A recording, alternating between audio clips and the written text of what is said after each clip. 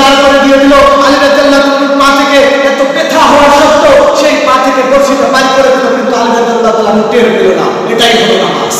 আল্লাহ পাক রব্বুল আলামিন আমাদেরকে অসংখ্য নিয়ামত দান করেছে। আল্লাহ পাক রব্বুল আলামিন আমাদেরকে যখন পৃথিবীর বুকে নিয়ে আসার পর থেকে নিয়ে এই পর্যন্ত অগণিত নিয়ামত আমাদেরকে দান করেছে।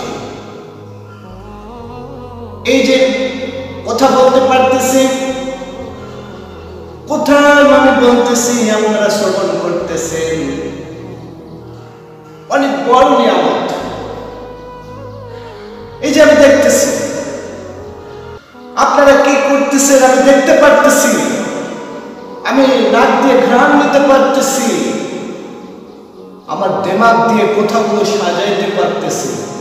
অনেক বড় নিয়ামত দিয়েছি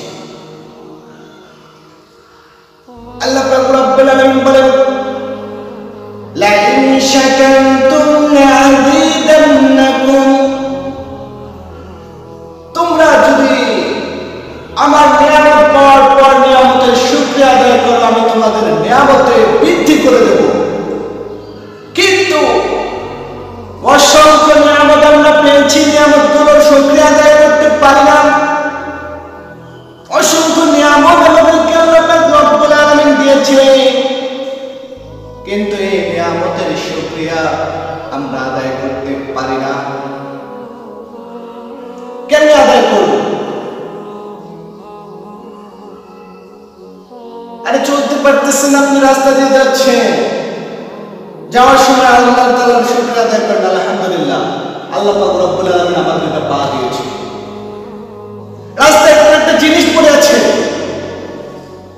সেই জিনিসটা তুলে অন্য জায়গায় ফেলাই দিয়ে বলে আলহামদুলিল্লাহ আল্লাহ তাআলা শুকরিয়া, আমাকে হাত দিয়েছে আল্লাহ। আরে বন্ধু, যাদের আজকে হাত নেই, যাদের আজকে পা নেই, তারা জানে হাতের শুকরিয়া কেমনে আদায় করতে হবে, তারা জানে পায়ের শুকরিয়া কেমনে আদায় করতে হবে। আমরা আজকে এই বিষয়গুলোর প্রতি একবারে লক্ষ্য দেই না। আমাদেরকে দেখার মতো আল্লাহ পাক রব্বুল আলামিন দুইটা চক্ষু দিয়েছে, কিন্তু আমরা এই চক্ষু দিয়ে ভালো কিছু কাজ করি না। আমাদেরকে আল্লাহ পাক রব্বুল আলামিন দেখার জন্য দুইটা চক্ষু দিয়েছে, কিন্তু এই চোখ দিয়ে আমরা ভালো কিছু দেখি না, আমরা ভালো কিছুর দিকেও অগ্রসর হই না। আল্লাহ পাক রব্বুল আলামিন আমাদেরকে দুইটা কান দিয়েছে, এই কান দুইটার আমরা ভালো কাজে ব্যবহার করি না। এই কান দুইটা দিয়ে আমরা আল্লাহ তাআলার কোরআনের বাণী শুনি না। এই কান দুইটা দিয়ে আমরা আল্লাহ তাআলার বিশ্বনবী সাল্লাল্লাহু আলাইহি সাল্লামের দেখানো পথের হাদিসগুলো শুনতে চাই না। এই কান দিয়ে আমরা হালাল হারামের কথা শুনতে চাই না। এই কান দিয়ে আমরা সুদ হারাম এই জিনিসটা আমরা শুনতে চাই না। আমরা শুনতে চাই এই কান দিয়ে বাজে কথা, অশ্লীল গান আর বিভিন্ন ধরনের মাতলামি, গালিগালাজ। এটা আমাদের অপব্যাখ্যার কারণে আমরা চলতে পারি না, এটা আমাদের দোষের কারণে আমাদের কানের অপব্যাখ্যা হচ্ছে।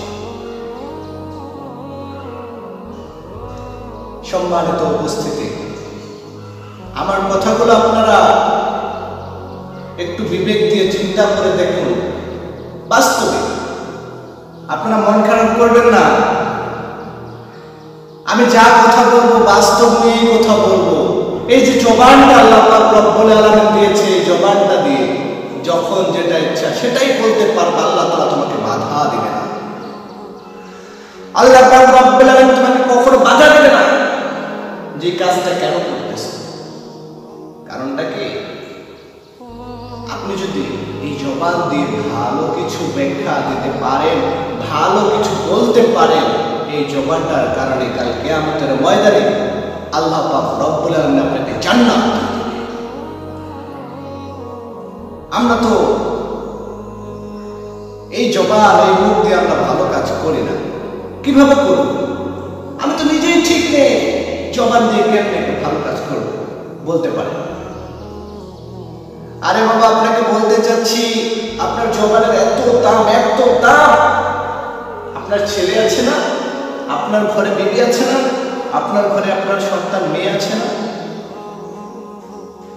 আপনি যান, আজকে বাড়িতে যাবেন, জুমার নামাজ পড়ার পরে যখন বাড়িতে যাবেন, আপনার ছেলেকে বলবেন, রে বাবা, নামাজ পড়তে হবে, মসজিদে যেতে হবে, 5 ওয়াক্ত নামাজ পড়তে হবে।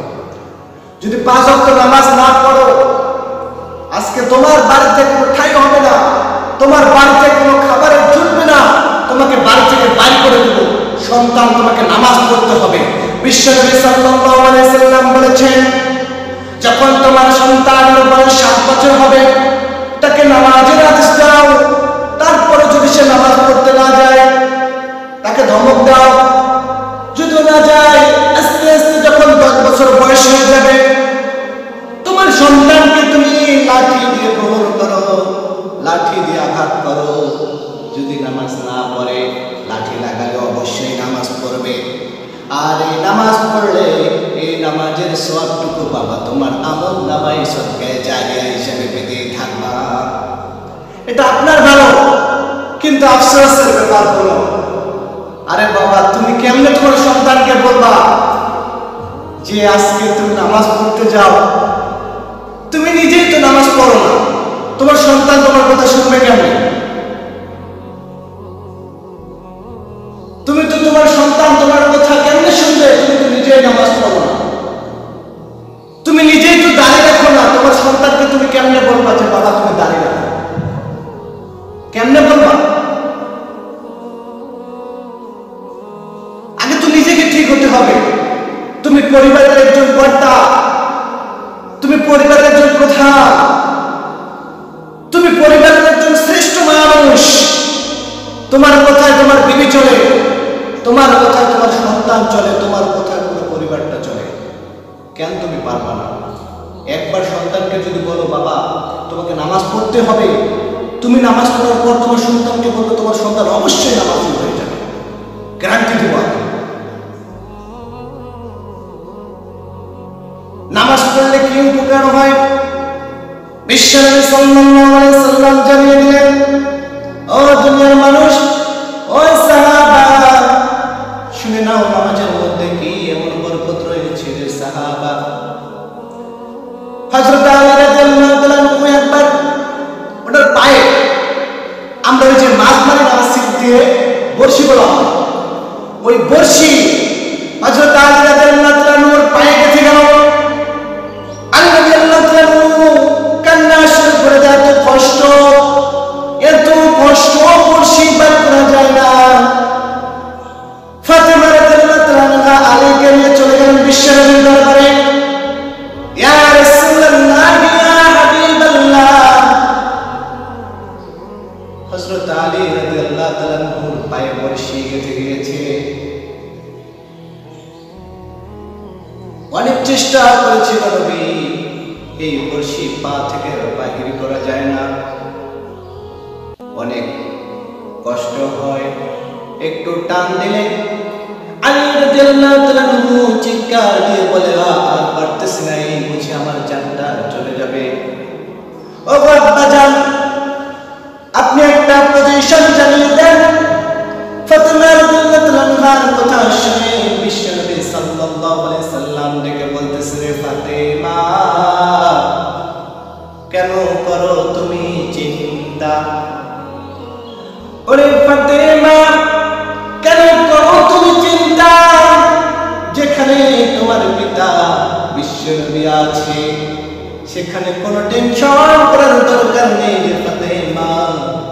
আল্লাহ পাক রব্বুল আলামিনের দরবারে যখন আল্লাহ পাক রব্বুল আলামিনের দরবারে তুমি দোয়া করবে রে ফাতেমা, আল্লাহ পাক রব্বুল আলামিন তোমার দোয়াটা কবুল করে নেবে।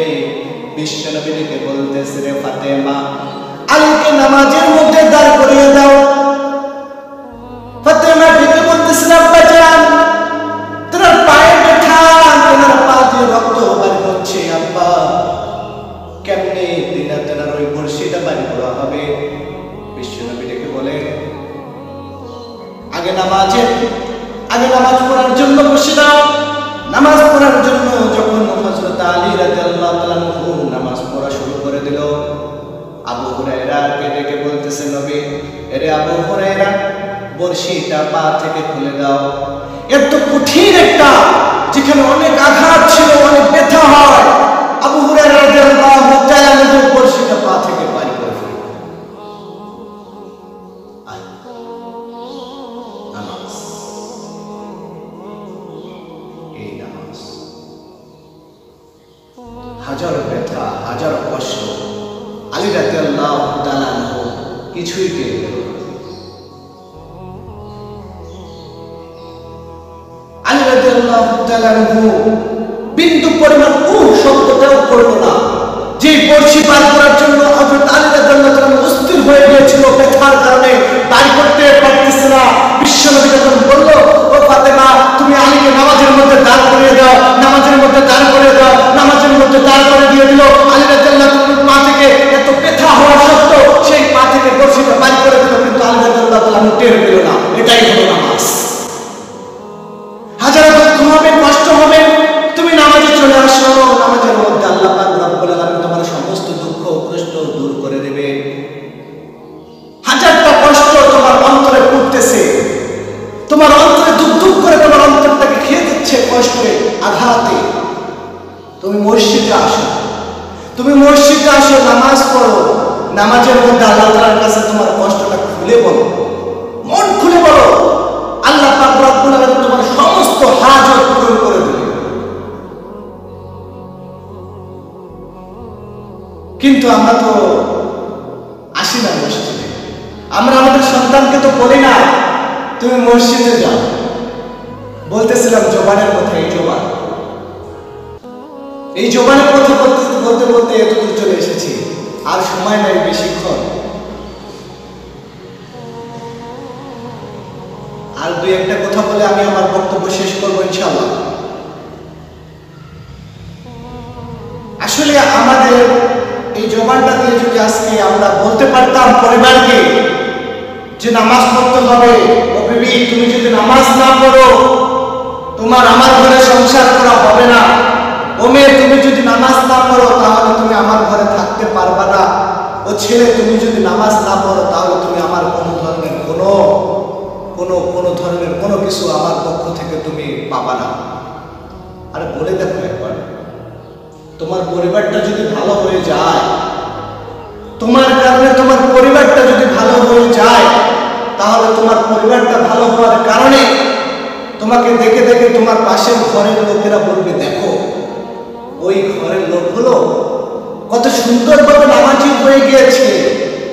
সন্তান বাবার কথা শুনে, বিবি তার স্বামীর কথা শুনে, এটা কেমন?